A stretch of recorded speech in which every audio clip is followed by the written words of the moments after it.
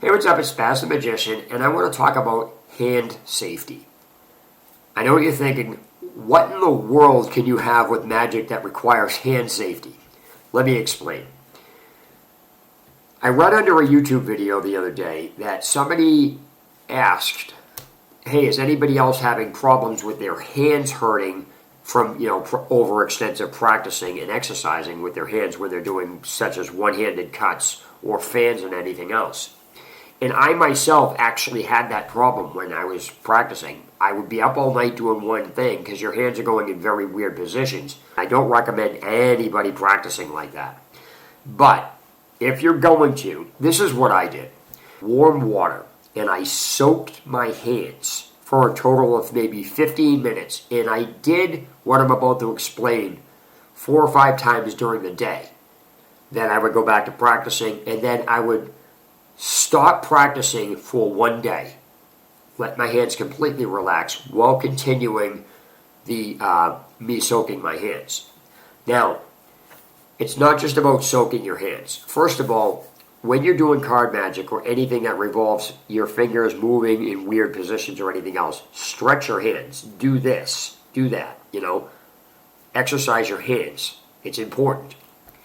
Now, that being said, once you soak your hands, what you want to do is every so often, very slowly open and close your hands on the warm water. Then you keep them open. Don't massage your hands like that. Don't do this. Just do it separately with each hand.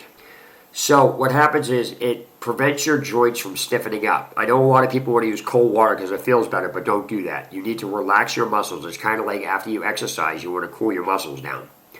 That's why people stretch afterwards, so they don't get cramped up and tightened.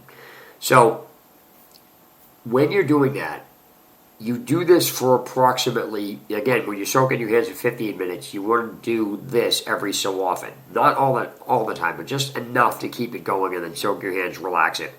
Then, if you're going to do it for 10 minutes, every 3.5 minutes, tighten your hands as tight as you can, and then very slowly relax it. It's going to hurt. But this is so you can, when you're doing weird things with your hands, you're basically going to tense your hand to the point where when you eventually re-put it in that position, it's not going to hurt as bad. I know that sounds weird, but this kind of gets you used to the pain.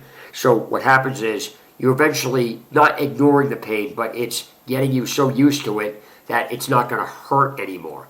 But since you're soaking your hands, you're not going to really cripple your bones or anything else.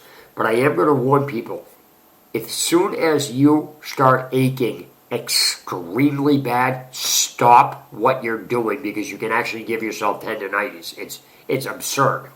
So again, just be safe with your hands, and again, follow that procedure. And once again, soak your hands for 15 minutes at a time, warm water, for about 4 or 5 times throughout the day.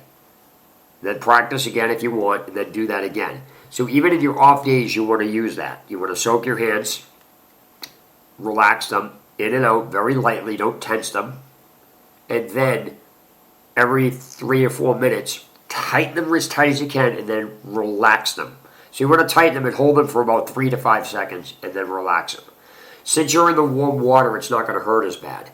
Now, when you take your hands out, obviously dry them off, towels, but if you need to, also put a heating pad on your hands so you keep your hands relaxed. Turn them over, keep the heating pad here, and keep them there.